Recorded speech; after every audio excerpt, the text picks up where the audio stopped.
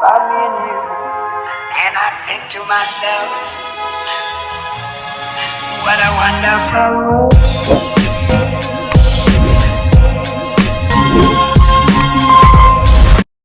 So yun po meron po tayong pupuntahan na isang kababayan natin na nangangailangan ng tulong. Dahil meron pong nag-post sa Facebook, ito po yun. Ayan, so finost po ito sa Facebook at nakalagay po doon na humingi ng tulong para kay tatay. So dahil malapit naman po ito sa amin, ito po ay nadadaanan ko. Everyday na ihahatid ko si Jeffrey. So ito lang po ay dito rin sa lugar namin, sa area namin dito sa San Pedro. Doon daw po yung nakita si tatay sa may Robinson South Galleria. So pupuntahan po natin ito at titingnan po natin kung ano yung pwede natin maibigay na tulong para kay tatay. Ayan, so pupuntahan po natin yung nakita natin sa Facebook. Kasi may nag-send po sa atin na baka daw pwede nating matulungan. So kasama ko si Brad TV at si Kuya Alan. Hello!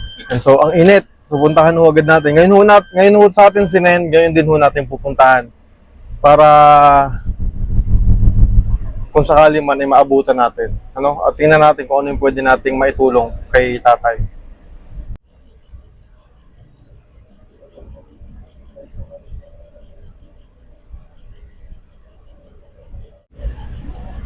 Dito daw nakikita yun. Sige, diretso ka lang. Pag lalakarin na lang natin.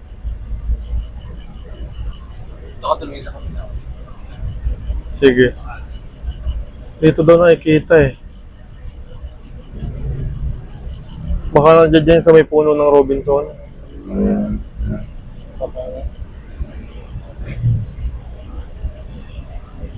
Kasi yung poste niya parang Saan kaya? Pag pumasok ka ng Rob, maghanap tayo ng paparkingan muna. Wala. Anong kulay na damit? Kulay gray ata. Baka may pumunta ng tutulong. Baka pinapakain.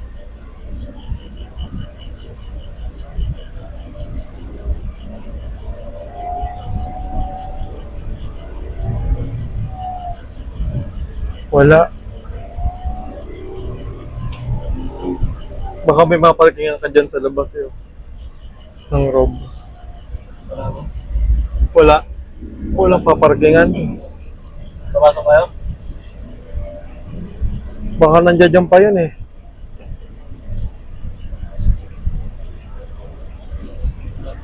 Ang problema na baka naglakad na. May mga kainan dito. Oo. Sige, umano ka muna. Pasok ka muna ng Rob.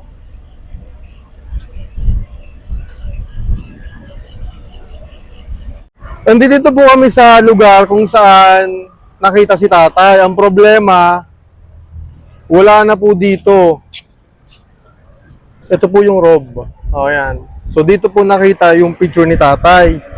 Nung tinignan po namin yung picture, gabi po parang may ilaw. Siguro kanina lang di siya na-post, so wala, di namin makita. Ang problema ho nito, baka ho naglakad na si tatay papuntang Bicol. Kung papuntang Bicol si tatay, saan ang daan nun? Papunta dito. Tingnan niya natin po kasi may mga kainan doon. Okay na mo yung park mo na sakyan? Hindi naman makakabala yan? O sige, tara, punta tayo doon. So agad din natin pinuntahan po dito kasi minessage din natin si Pugong Biyahero at nag-message siya sa atin na puntahan daw natin dito para bigyan ng tulong. So kaya pumunta rin agad tayo dito para hanapin. Yung nga lamang, wala na po si tatay kasi baka gabi kasi yun eh. Baka gabi na pumunta dito si tatay. Problema, tanghali na po. Hindi na natin makita, baka naglakad na si tatay papunta ng Bicol. So ayun nga po, pinuntahan namin yung location kung saan uling nakita si tatay. Kaya lamang, wala na po siya doon. So ngayon nagbabase po kami dun sa post na si tatay ay galing Isabela at papunta ng Bicol. Kaya po ngayon yung way po namin ay kung saan siya posibleng dadaan papuntang Bicol. And nag-try na rin po tayong mag-message doon sa nag-post po at hinihintay po natin yung reply, baka sakaling mabasa po yung message natin. Ayan. So, ngayon, hinahanap po namin si tatay dito. Sana, Tayo. sige, diretso ka lang. Ngayon, nasa Binya na po kami. Aabot po kami ng Santa Rosa kasi feeling ko kung si tatay man ay diretso ng Bicol at maglalakad siya, dito talaga yung daan niya. So, dito na po kami sa may Binyan. Ayan. So, hindi na namin papasukin tong loob. No, dito na tayo sa posibleng daanan ni tatay sa gilid-gilid. Ayan, so tatlo naman po kami naghahanap. At titingnan natin. Kasi yung picture po ni tatay kasi ano pa parang kagabi pa. Kaya siguro ano na yun. Kung kanina umaga rin ng malis tatay, mahaba na yung nabiyahe niya. Anong oras na po? Alauna pasado na po ng tanghali. Ayan, so nakarating na po kami ng Santa Rosa, Laguna paghahanap kay tatay. So una namin tininan din natin yung Robinson dito banda, wala din po. So i-check naman namin dito sa may pababa sa SM. So kasi tanghali iniisip namin baka tumigil si tatay para magpahinga. So sana nandiyan dyan. Hinihintay pa rin namin mag-reply yung una nag-post po kay tatay, baka kasi sakaling alam niya kung nasa saan na si tatay. Kasi nagganto po siya doon nagsabi siya ng location, nandoon pa nga daw po. Kaya lang pagpunta namin, wala na siya doon. At yung picture po na pansin namin, nagabi pa kuha. Kaya may posibilidad talaga na baka kaninang umaga, naglakad na si tatay. Kaya na yung SM, so susubukan namin na tingnan dyan, baka nandiyan nagpapahinga. So yun na, nakauwi na po tayo at inanap natin si tatay. So nakausap po rin po yung una nag-post at may sinabi siyang lugar na possible na doon. Kaya lang talagang wala po si tatay. So nagbabakasakali kami na baka may makapanood po nito at kung makita nyo rin siya dito around San Pedro or Laguna area, pupuntahan po natin. Para mabigyan natin ng tulong kasi kawawa. Kung naglalakad man si tatay from Isabela sa norte, tapos pupunta siya ng Bicol, sobrang layo noon at wala pa po sa pin yung kanyang mga paa. Kaya sana ay matulungan po natin. And si Jeffrey po ay umuwi na siya mag-isa. Pumasok siyang kanina, tapos umuwi na rin mag-isa. So marunong na siya mag-commute. So yun yung maganda dahil nagko-commute na siya. And so good morning mga kabayan. So kagigising ko lang. Tapos habang nag-scroll ako ng Facebook ko, may nakita akong comment na parang si tatay doon ay kita doon sa may Chowking. So kaya ngayon pupuntahan natin. At mababaka sakali tayo na si tatay ay makita natin doon sa Chowking. Makita natin si tatay doon sa Chowking. So nandoon siya kasi nakausap mo din yung unang nag-post Hindi niya rin pala alam na wala na rin doon si tatay. So sabi ko hindi, siguro niya rin nabalikan.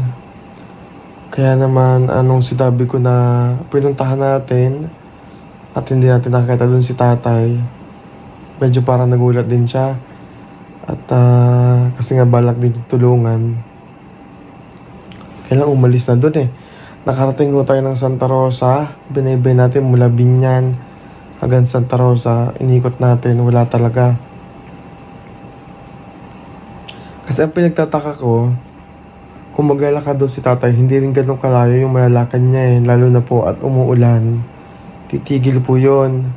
Tapos, kasi umulan nung umaga tapos, ang init ng tanghali. So magpapahinga po si tatay. At syempre, kung wala yung dalang pera, hihinto po yun para mahingi po siya ng pagkain.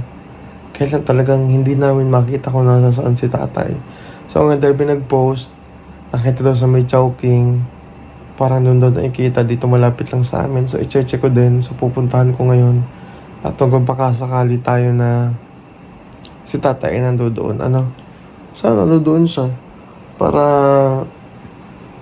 mabigyan natin ng tulong dahil pagka-message ko rin po kay Pugong Piyahero, Sinabi niya sa akin na puntahan mo, hanapin mo at bigyan natin ng tulong. So kaya tayo ay hoping na si tatay ay nandoon po at tayo ay hoping na makikita natin si tatay doon sa Chowking ngayon. Ay kung hindi man, babalikan natin doon sa may Robinson. Kasi feeling ko nandito lang si tatay. Di ko alam bakit ganun yung nararamdaman ko na baka si tatay ay nandito lamang. At alamin natin yung kwento. Kung siya ba ay totoong galing Isabela. Kasi, ang sabi po doon sa post, nakausap niya kasi na si tatay daw ay galing Isabela at papuntang Bicol. So, napakalayo po nun. Mula norte, pupunta siya dito sa Bicol. Sobrang layo, At kung totoo man po yon ay tutulungan natin kung ano man yung pwede natin itulong. Kung gusto umuwi ng tatay sa Bicol, nasagutin din natin pamasahin niya. At kung ano po yung iba natin pwedeng itulong, Kaya sana ay makita po natin siya. So pupuntahan ko na po ngayon habang maaga pa. Alas 6 pa lamang po na umaga ngayon. Bahay na galing na ho tayo ng Chowking. At hindi ho natin nakita si tatay doon. Ang ginawa ko natin, bumaba tayo ng sakyan, tapos nilakad ko yung naglakad-lakad tayo doon sa gilid. Sa mga katabing lugar doon, wala ko talaga si tatay. Baka ho kako yung nakita ay kamukha lamang. Pero titingnan din natin, baka sakaling nandiyan pa rin si tatay. Wala ho ang ko sana. Sabi ko kung andun siya sa may Chowking Pasita. Adi mapakain din natin kasi nga siguradong hindi ho nakakain pa yung si tatay. So kaya lang hindi talaga natin nakita Kaya sa mga kababayan natin na makakapanood nito,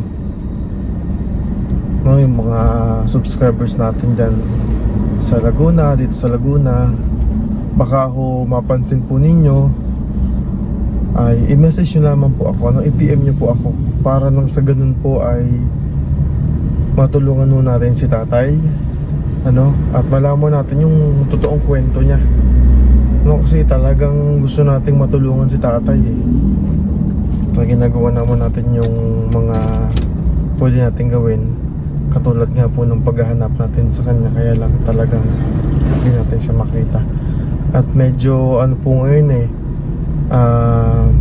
madilim ang panahon, ang paligid.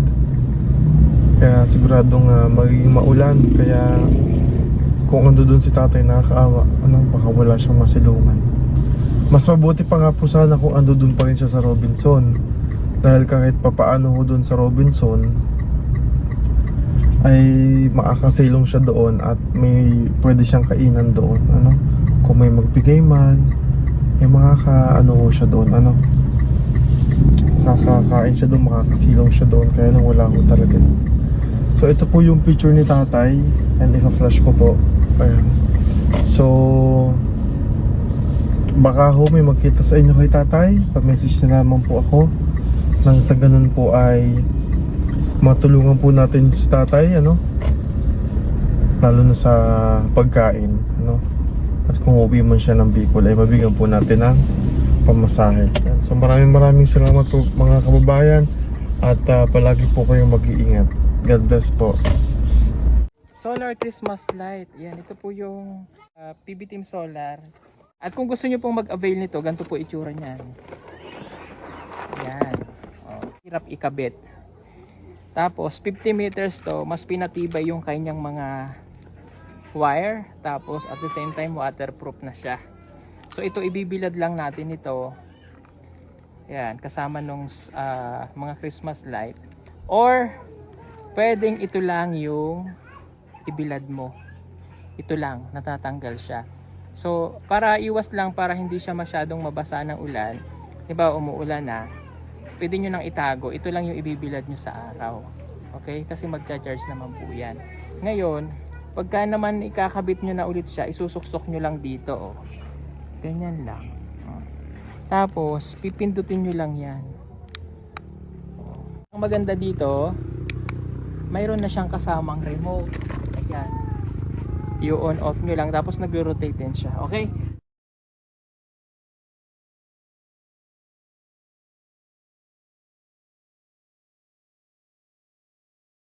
Oh, ang maganda lang talaga dito mga kababayan, may ganito siya. So halimbawa tapos na yung Christmas, tatanggalin nyo na ulit.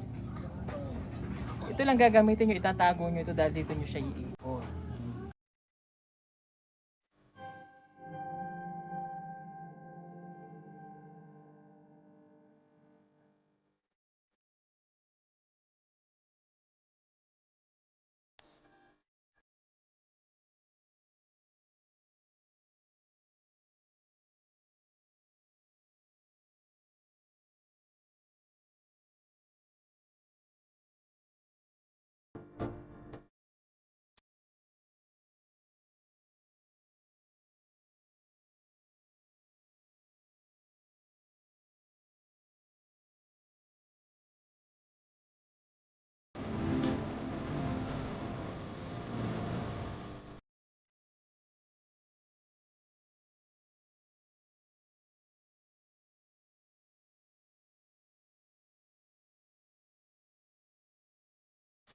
Plus remote pa siya, 50 meters na solar. Pag pinindot ko siya, oh, deep ka. Ang ganda no? Gamit yung remote, makokontrol nyo na po yung pag-ilaw-ilaw niya. Halimbawa, gusto nyong baguhin, i-reset nyo na. Oh. Pwede nyo pindutin yung number 1, number 2, 3. Pasko na, magandang mag-design tayo ngayon ng solar, nakasave na sa kuryente, safe pa siyang gamitin, waterproof, at pwede rin pong pang camping. Kung kayo po ay, halimbawa, mahilig kayong mag-akit sa bundok o mag-beach, gumagamit kayo ng mga tent, gusto nyo may decoration habang kayo natutulog sa gabi, ayan o, tingnan nyo yung ginawa namin. Oh, kumukuti-kutitap ang gabi. Sabi ko na, pakam. Si Boy, ito po si Boy ulit-ulit oh. Ano sabi? Ano sabi sa'yo? Ang sabi ko sa teacher ko na, sir, kasi alam mo naman sir, walang pasok bukas. So, di ba yung deadline sir, di ba yung yung bukas yung tasa namin yung notebook. Sabi po nga, pwede picturean na lang yung notebook mo. Doon tapos i-save mo na lang sa GC. Tapos, po sir kasi sir like sa Si Boy like na eh. Ano ba problema mo kasi? Ano muna ang problema? May problema ka eh. Ano ang problema mo? Gabi-gabi nagtatanong to araw-araw eh. Kung bayad na, sinabi ko lang sa iyo nga ni, nabayad ka nga ni, fully paid ka nga buong SEM. 7,000. Oo. Di ba tataas ang tuition mo? Next SEM. Kasi sila, ang lahat kasi ng mga freshmen, sila ay qualified for, for 100% na, dito, free tuition, parang free tuition. Ngayon, mababago yan pagdating ng second SEM. Kasi kailangan, meron kasi silang na grade. So yung 7,000 mo baka maging 20. Ganon. 25. Ganon yun. So huwag ka nang mag-alala. Ha? Eh, nag-commute na to eh. Kanina nag-commute yung umaga, tapos kaninang, ngayon pag-uwi, kakauwi niya lang yan, nag-commute din yan. Kamusta naman? Yung naaya ako sa bahay. Kasi minessage ako niya, tita, pa uwi na ulit ako. Sabi ko, di sabayan mo ulit yung classmate mo. Nahihiya daw siya. Grabe yung sinabi niya. Ano sabi sa'yo? Ano ba sabi ko sa'yo? Sabi ko nga, Tito, sundan mo ba ako? Sabi ni Tito, mag-commute ka na lang kasi, bago pa lang siya, Sabi ko, mag-commute ka para mas matutunan mo, di ba? Kasi nagko-commute na siya simula nung nakaraang araw. Sabi niya kanina kung susunduin ko daw siya, dahil kakauwi ko lamang po. Kakauwi na lang. At may pinuntahan nga tayo. Sabi ko mag-commute ka ulit para ma-familiarize mo yung sarili mo sa biyahe, sa commute. At sabi ko, dahil naglalakad siya mula school hanggang doon sa isang tricycle, sabayan niya yung classmate niya. Sabi ko, total crush mo naman yon. Hindi ko naman yung klase. Kaya si Barkado lang namin. sabi ko, di ba ako si Ba naglalakad yun? Di ba ka na mag-tricycle? Kasi sabayan mo, babae nga naglalakad daw. Kasi may simbahan, yan lapit ng simbahan dito. Sabi ko, sabayan mo na lang. Sabi niya, sa likod lang ako. Kasi huwag ka mahihiya. Sa likod ako kanina. Pag, parang hindi kayaan, na lang ako. Sabi ko- Pumiko na lang ako, shortcut na. Hindi, sabayan mo nga para kasi kasi- classmate mo naman ano, yon. Sabayan mo kasi nga, isa lang yung way nyo para pag nagko-commute ka, may mag-guide sa'yo. Ikaw nahihiya ka kasi nga, crush mo. Hindi ko talaga yung crush. Ay, Ano, may sus! parang Sabi niya kanila, sa likod lang ako, dad. Sa likod lang ako kasi hiya ako. Tapos kaya iliwasan daw niya. Ay, sus! Wag mo na yun. Gulay yun.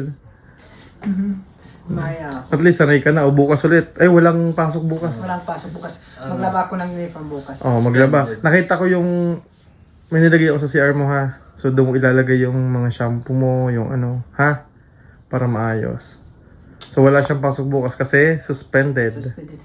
May Ano, bagyo. mahaba ng ano ko, hindi ko na, yung ano ko eh. Ano ba naman problema? Alam niyo po lagi siya problemado. Kahit hindi naman dapat yun ang problema. So wala kang pasok bukas. Ha? May assignment? Meron po. Meron? Pero konti lang naman, study lang. Daming tawan-tawa doon sa ginawa natin. Uy, alam Yung mo badyo dito, trend. dito yung ano, yung classmate ko talaga, sobrang talaga ano. Di ba, nag-share ako. Ah. Napanood yung classmate ko, in-screenshot tapos pinasa sa GC. Hala. Yung kanina sabi, sino yung TikTok yung nakita namin sa GC? Yeah. O di sikat-sikat ka. Ay, lako ka. Sabi, di ba ikaw yung ano sa TikTok sa ano? Dami nga natuwa. Ilang views nun? Ilan na views nun sa Facebook? Daming natutuwa dun eh. O, ulitin natin magpasaya ulit. Solar Christmas light. Yan, ito po yung PB Team Solar. At kung gusto nyo pong mag-avail nito, ganito po itsura niyan. Yan. Hirap ikabit. Tapos 50 meters to, mas pinatibay yung kanyang mga wire. Tapos at the same time waterproof na siya. So ito ibibilad lang natin ito. Yan, kasama nung mga Christmas light. Or pwedeng ito lang yung ibilad mo. Ito lang, natatanggal siya. So, para iwas lang, para hindi siya masyadong mabasa ng ulan, di ba umuulan na, pwede nyo nang itago, ito lang yung ibibilad nyo sa araw. Okay? Kasi magcha-charge naman po yan. Ngayon, pagka naman ikakabit nyo na ulit siya, isusuksok nyo lang dito. Oh. Ganyan lang. Oh. Tapos, pipindutin nyo lang yan. Oh. Ang maganda dito, mayroon na siyang kasamang remote. Ayan. I-on off nyo lang tapos nag-rotate din siya. Okay?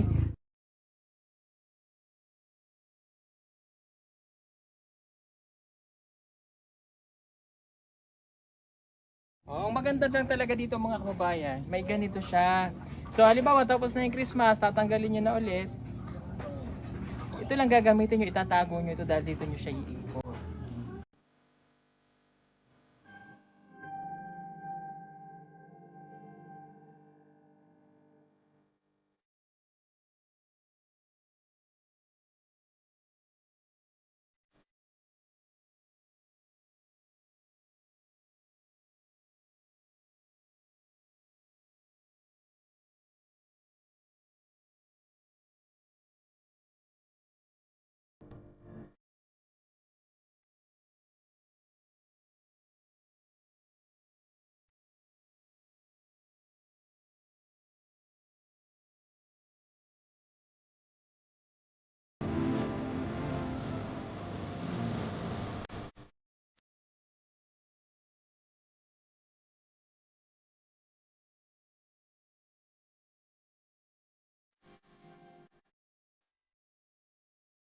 Plus remote pa siya, 50 meters na solar.